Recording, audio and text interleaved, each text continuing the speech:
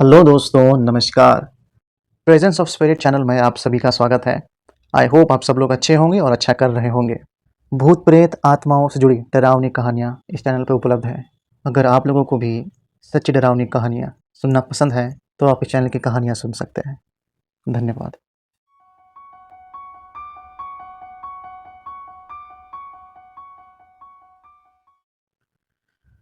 तो चलिए दोस्तों, आज की कहानी की शुरुआत करते हैं।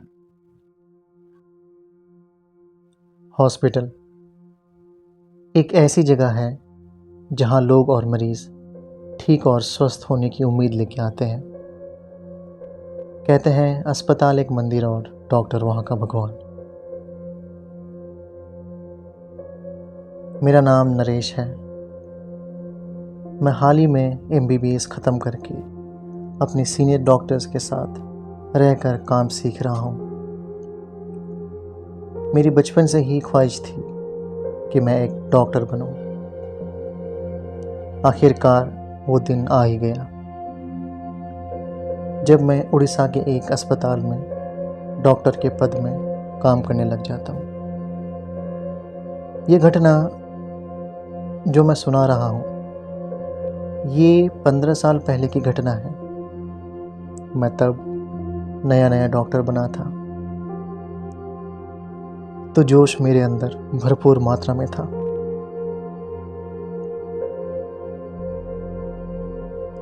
मेरी शिफ्ट ख़त्म होने के बावजूद अगर मुझे बुला लिया जाता तो मैं रात के 12 बजे भी अस्पताल जाने में आलस नहीं दिखाता था। एक रात ऐसे ही मुझे बुला लिया जाता है क्योंकि बाकी डॉक्टर्स छुट्टी पे थे। मैं अपने घर से मोटरसाइकिल लेके अस्पताल पहुंच जाता हूं।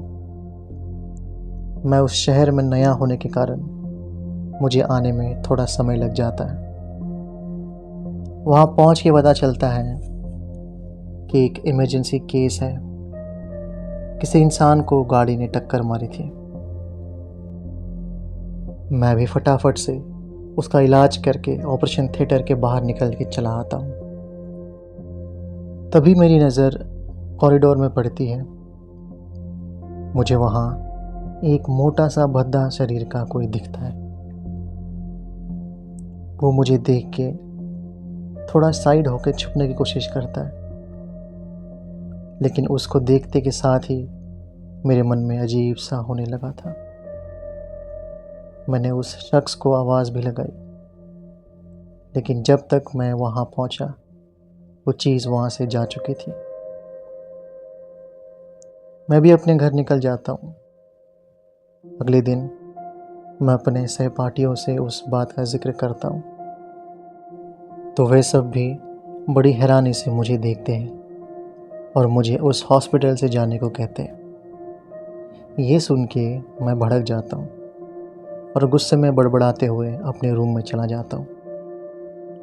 लेकिन मुझे उन लोगों की बात ने सोचने पे मजबूर कर दिया कि उन लोगों ने मुझे यहाँ से जाने को क्यों कहा। उस रात जब मैं निकल ही रहा था तब मेरी बात किसी सीनियर स्टाफ से हुई जो बरसों से इस अस्पताल में काम कर रहे थे। उस व्यक्ति ने मुझे बताया कि ये एक श्रापित अस्पताल है। जो यहाँ एक बार आ जाता है वो फिर कभी लौट के नहीं जा पाता। कहते हैं आज से लगभग 40 साल पहले एक तुम जैसा ही कोई नौजवान इस अस्पताल में डॉक्टर बन के आया था।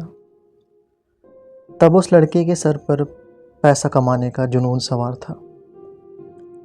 उसने इस अस्पताल में कुछ समय बाद गलत काम करना शुरू कर दिया था। जब उतने से भी उसका मन नहीं भरा तो वो इस अस्पताल में काला जादू भी करने लगा। कहते हैं जिसने भी उसके खिलाफ उंगली उठाई उन सबको उसने मार डाला। अस्पताल में भर्ती हुए लोग और रिश्तेदार ये अत्याचार सह नहीं सके तो उन्होंने पंडित, अघोरी, पूजा पाठ सब करवाया। लेकिन वो लड़का इतना शैतान था, उसके आगे किसी की नहीं चली। लाख कोशिश के बाद किसी अघोरी ने उसको अस्पताल के ही किसी कमरे में बांध लिया, लेकिन ज़्यादा दिन के लिए नहीं।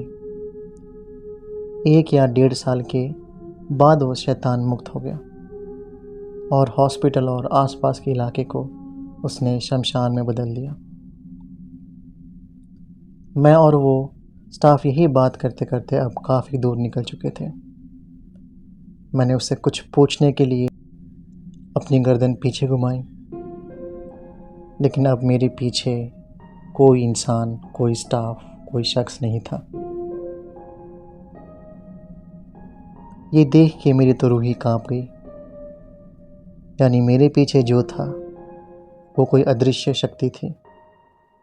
वो शख्स मेरे बाइक के पीछे बैठा भी था या नहीं, अब हज़ारों सवाल ने मेरे दिमाग में घर कर लिया था। मैं डरते हुए बाइक आगे बढ़ाने लगा। उस रात जैसे तैसे मैं घर पहुंचा। अगले दिन अब मुझे उस अस्पताल में जाने से पहले ही घुटन होने लगी, लेकिन काम तो काम ही था। मैं अस्पताल पहुंचने के बाद 2-3 लोगों से इस बारे में जिक्र की, लेकिन अब वो 2-3 लोग मुझ पे हंसने लगे।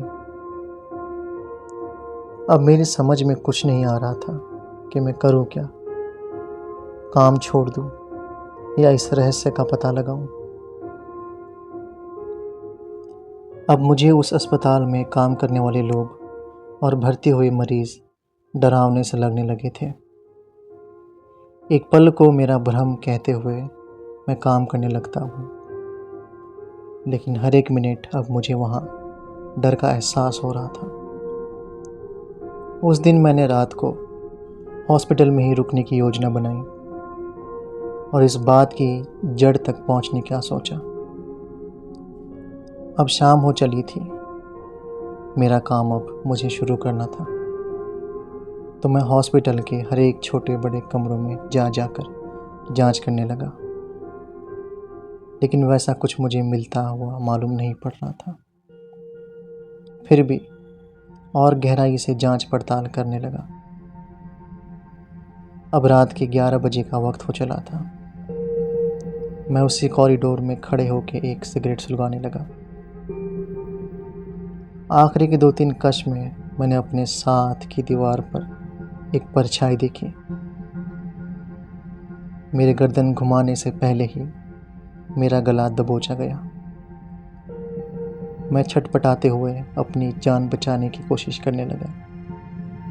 मेरे सामने वो परछाई मुझे साफ दिखाई दे रही थी। मैं ज़ोर ज़ोर से चिल्लाने की कोशिश करता हूँ, लेकिन मेरी आवाज़ नहीं निकलती। कुछ ही देर में मैं बेहोश हो जाता हूँ, और जब मेरी आँख खुलती है तो मैं किसी अंधेरी कोठरी में नीचे ज़मीन पे लेटा होता हूँ। मेरे आसपास कंकालों की फौज घेरा बना के खड़ी हुई थी। मैं नहीं जानता था कि मैं अब क्या करूं। डर के उस माहौल में भी मैंने जब थोड़ा सा गौर से उन कंकालों को देखने लगा, तो वे कंकाल पूरी तरह से कंकाल नहीं थे। कुछ मांस के लोथड़े उनके चेहरे पे अभी भी लटक रहे थे। जब मैंने थोड़ा और गौर फरमाया, ध्यान से देखा, तो वे सब तो वही मरीज़ थे, वही स्टाफ थे जो हॉस्पिटल में काम कर रहे थे, जो हॉस्पिटल में भर्ती हुए थे।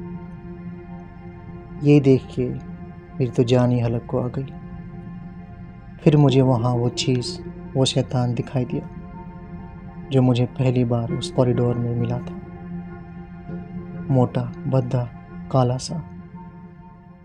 उसके एक हाथ में एक मांस का लोथड़ा था, तो दूसरे हाथ में एक इंसानी सर। वो उस मांस को ऐसे खा रहा था, ऐसे चबा रहा था जैसे वो बरसों से भूखा हो। मेरे सीने में 50 से 60 इंजेक्शन भोंका गया। कुछ इंजेक्शन की सुई टूट के मेरे सीने में ही रह गई। मैं दर्द से करहाने लगा। अब वो शैतान मेरे पैरों की तरफ से मुझे चबाने लगता है। दर्द बर्दाश्त ना होने के कारण मैं दोबारा बेहोशी की हालत में चला जाता हूँ।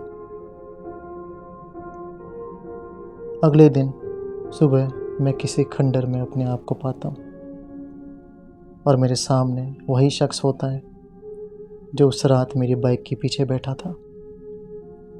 वो देख के मैं हक्का बक्का रह जाता हूँ। मेरे पैर में बड़ा दर्द हो रहा था, सीने में से खून अभी भी निकल रहा था। मेरे पैर का पंजा आधा अब ख़त्म हो चुका था। तभी वो शख्स बोल पड़ा,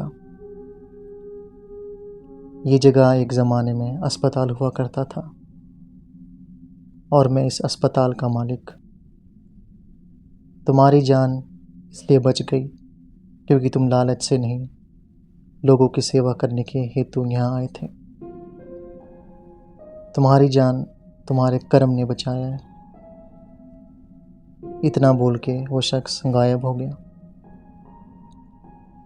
मैं भी जैसे तैसे उठ के वहाँ से किसी भीड़ भड़ाक वाले इलाके में चला गया और लोगों से मदद मांगी, क्योंकि किसी भी अस्पताल में मुझे अकेले जाने की अब हिम्मत नहीं पड़ रही थी।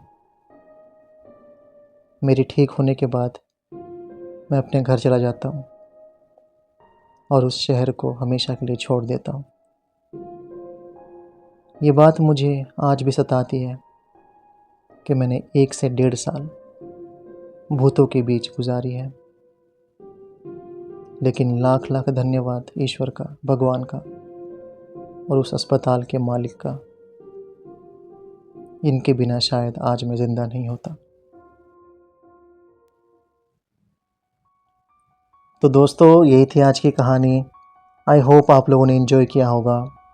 अगर पसंद आई है तो प्लीज़ सपोर्ट करिएगा, सब्सक्राइब कीजिएगा, लाइक कीजिएगा वीडियो को। मैं ऐसे ही कहानियाँ लेता आऊँगा। धन्यवाद।